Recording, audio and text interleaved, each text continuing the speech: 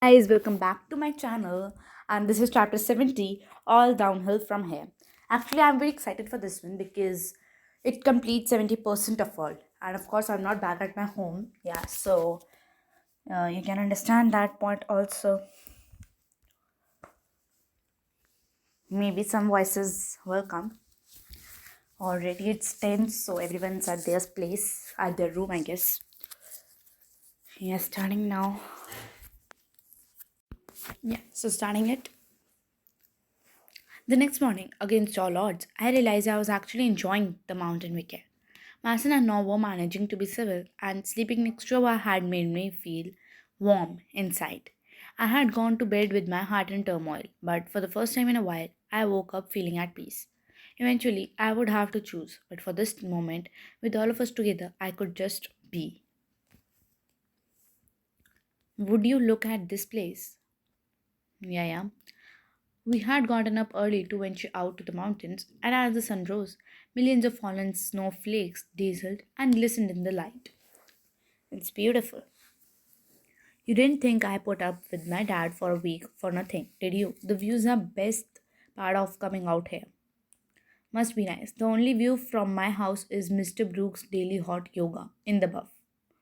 As we hiked to the base of the summit to get on the sky lift, mountain goers passed us on the machines, boats, and skies, all at varying speeds. Those guys go any faster, and they'll be ready for takeoff. It's crazy, right? Those snowmobiles have to be going at least 100 miles per hour. Chump, chump speeds. Why come down this mountain at all if it's not gonna be like a bad outer hill? If you ask me, the snowboarders are the ones who have it all figured out. Please, the skiers are the definition of high speed. Low drag seems easy enough to figure out who rules the hill. Let's make it a race. Whoever makes it to the bottom first takes the crown. Count me out. Those speeds sounds like an accident phase lift waiting to happen. Fine, you can stay here and judge them. Anyone else? I'm in, but if my math is right, that leaves you as the odd girl out. Or you could be on my team. Wait a minute, I have known her longer. I have basically got lifelong dibs at this point. I think we are forgetting Addie is a person with her own agency. She can choose any team she wants, says the new guy with the weakest claim. I rolled my eyes as they bickered back and forth until finally we came to the bottom of the sky lift. End of the line, Addie. Who's it gonna be? I gave each of them a look. What should I do? Grab a board with No? Ride a snowmobile with Ava? Go skiing with Mason? Before setting my sights on Nah. When it comes to going fast, you seem like the guy for the job. Can't argue with that logic. Time to burn mountains down. Good luck with that. I'll wait right here for the photo finish. Together, Noah and I each strapped on a board and hopped to the next available lift chair. As we climbed higher and higher, Noah reached behind us for the safety bar. I'm gonna go ahead and pull this off. Trust me, this is one ride you definitely wanna keep your hands fit in at all times. It sounds like you speak from experience. Noah rubbed the back of his neck sheepishly. Before I went away, Elijah and I used to skip school to bum around sky lodges for cash. I don't anymore, and it didn't exactly paint me in the best light, but it's the truth. I can appreciate the honesty. Besides, we all make mistakes. I bet it's makes a great story. Personally, I am dying to hear whichever one informed your opinion on sky lift safety. Elijah and I were already halfway up the mountain when he bet me all the money in his pocket. I wouldn't drop in from midday. Long story short, I took the most intense ride of my life for a buck 75. I peered over the edge, then slowly shifted my weight over to grab the bar of the better view. The chair pitched forward, but now was quicker. Don't worry, I got you. Slowly, something came over me, and I realized the bar with both hands, leaning as far forward as I dared. You are making a daredevil out of me. Good. Life's too short to spend every second of it wisely. I leaned back into him, and now pulled me in closer as the chair started its downward slope. Alright, when I raise the bar, sit sideways and lean towards the nose of the board to clear a path for the next riders. Okay, lean towards the nose of the board. Bar, sideways, lean. Got it. The second of the group reappeared under our feet, now lifted the bar. You had better put these on, just in case you eat now. Thanks, I think. We hopped off the lift and flew down the mountain side, boarding circles around each other and spraying up snow left and right. Looks like I'm a natural. But as a little kid toddled happily into my path, I realized there was one other lesson I should have asked for. No, little help. Press your heels into snow and don't flex your feet too much.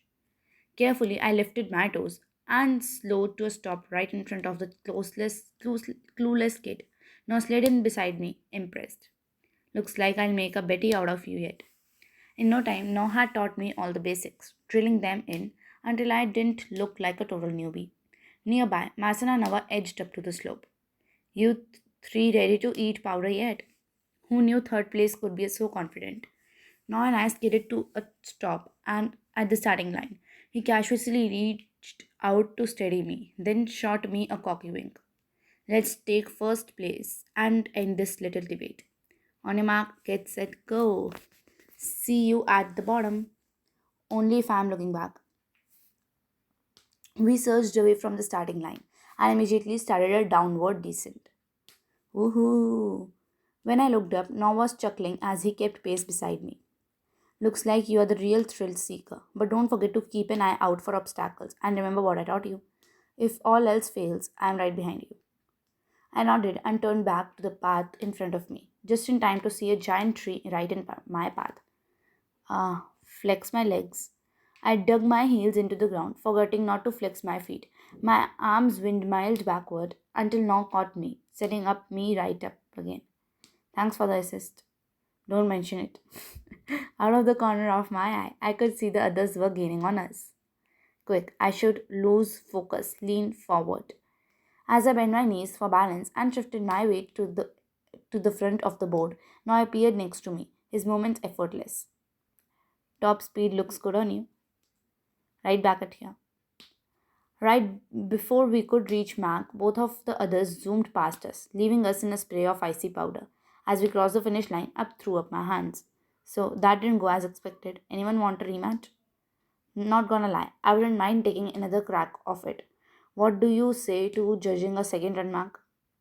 As long as I get to stay on my two legs, no gut. Go nuts. I'm in. What do you think, Ava? Ready for another go? I wheeled around to look at her, but her face was practically buried in her phone. I didn't need to see the screen to know it was Baila, but without the usual smile on her face, I could tell something wasn't right. Ava, oh, you guys go ahead. Baila and I, we have got some things to discuss. Her eyes lingered on me, and I felt like there was only one thing Baila wanted to hash out, and I didn't seem too excited. Ava, wanna talk about it? Wanna talk about it, Ava? Maybe a fresh perspective could help. I hear perspective goes well with hot cocoa, and after standing out here in the cold, I could really use a cup. What the hell? A little girl talk might just be what I need. Then I guess we'll see you ladies back in the cabin. While the guys headed for the lift, I detached my board. Then Mag, Ava, and I went off in search of chocolatey goodness. When we found the cafe, the place was bustling with customers recounting their days on the slopes, all eager to satisfy their sweet tooth. After placing an order at the counter, we slipped into the last available table. Appreciate the solidarity, ladies. Hey, sometimes a strategy session is just what the doctors order. Speaking of doctors, maybe we don't tell dad about the surgery Monterestry I just ordered. I do not need another lecture about feeling my good gut bacteria. Deal. So, what's going on with you and Baila? You two were so cute at the Winter Wonderland. Ava sank back into her chair with a sigh. Bay is a little jealous I came on this trip. She thinks it was an excuse for me to get away from prying eyes and mess around. Seriously, I know you and Mason have history, but I had thought it was basically dead and buried like Pompey. Oh god, no. She knows Mason and I burned that fridge. She is worried about someone else. Reflexively, Ava's gaze darted over to me, and before I could help myself, we had locked eyes. Mac looked back and forth between the two of us, open mouthed. So, Baila thinks there's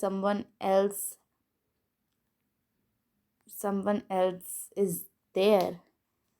Well, that's just crazy. You're always on the phone with her out on dates. Everybody in a 10-mile radius can see how happy you are. Yeah, mostly. On one hand, Baila is everything I have ever wanted in a partner. She's fun and funny, and she's not afraid to love me out loud. On the other hand, I just can't shake the feeling that something's missing. I wanted to scream to the heavens, me, I'm what's missing. But even as I felt it, gut crept up. If anything, it was my indecisiveness that led to her dating Baila in the first place. It was the time to put my feelings aside and focus on Ava, which meant asking the hard questions like, have you told her any of this? No, but only because Bay is my first girlfriend. I just figured a little jealousy was a part of the territory, like I was with Mason. I haven't dated at all, but something tells me that's not quite right. Well, they don't exactly make being gay for dummies. How am I supposed to know? Ava propped her elbows up on the table and buried her face in her hands. Seeing her so stressed tugged at my heart, partially because I hated to see her hurting, but also because it was clear as day. She had feelings for Baila, and it hurt a lot. Still, I forced it down and dug deep. It sounds like Baila can already sense that something is off between you two. The best thing to do now is tell her how you're feeling. You're not in this relationship alone, and Baila is not a mind reader. She deserves to know how you feel so the two of you can work through it together. I know, but I don't want to hurt her. I can promise you. The truth is 10 times better than whatever she's imagining in her head. I hate to say it, but Adi is right. And if Baila can't accept what you have to say, maybe you two should reevaluate things. But before Ava could respond, a barista at the counter called out over the dull roar at the cafe. Order up, I have got drinks for Adi, Ava, and Madeline. You have got to be kidding me. It's Mackenzie. And she shot out of her chair. I turned to face a chuckling Ava. I thought that might put a smile on your face. You did that. I would say you are evil, but you are being a total saint right now. I know this is probably weird for you, helping me and all. Her eyes sunk to the sticky tabletop, the opening and closing door. Anywhere but at me as she fiddled with a stray sugar packet. Tilt her head up. I covered her hand with my own, and the feel of her soft, warm skin against mine was enough to make me melt from the inside out. Her next breath was shaky and uneven, her chest rising and failing at a quickened rate. You put Ava's needs first. A little, but I had do anything for you. Ava settled into my grasp, and in that one moment, we understood each other better than anyone else ever could, ever. Alright, so I have got one. Oh, Mac's sudden return to the table sent us each scrambling for our own space, and we jumped apart. Shaking, I held my hand out of my drink. Perfect timing. Well, Mac smelled something fishy. When we got back to the cabin, we shed the extra layers and set about making plans for the rest of the day. Jennings, does that fancy TV downstairs get the sports channel? I think the game's on. You spend all semester on the field. Now, don't you two get sick of about football? Never. If we are going to the man cave, I need to hit the kitchen first. I'm starving. Wait a minute, man cave. Don't tell me there's even more to this place. As we chatted back and forth, Mrs. Jennings rounded the corner. She brightened at the sight of us all getting along. It sounds like you kids have big plans. Just a day of couch suffering. If we are feeling really adventurous, I might run down to the basement and look for my gaming system. Ooh, do you have extra controllers? I could totally own you in Smash. As if I was coordinated, Mrs. Jennings' face blanked, and she looked genuinely worried. Then, actually, the basement's off limits. We just had it fumigated. Don't want all those chemicals in your lungs. But with the big holiday dinner tomorrow, there's not much time for the games anyway. There's still so much to do. We are happy to do what we can to help you set up. It's funny you should say that. Chef Ware does her best work alone. So if you could clear out for the day, that had be great. Nothing crazy. Let's say 12 hours. 12 hours. What are we supposed to do all day? She turned and fixed me with a smile that never quite reached her eyes. Lucky for you. I hear it's going to be a beautiful day for a hike. I can tell that she's hiding something, but whatever it is, this is chapter 70 for you all, and I hope you enjoyed chapter 71 even more. And reminder, by this we completed 70% of this book, so congratulations to all my viewers, and of course, to me. Proud of myself. Thank you. Bye bye.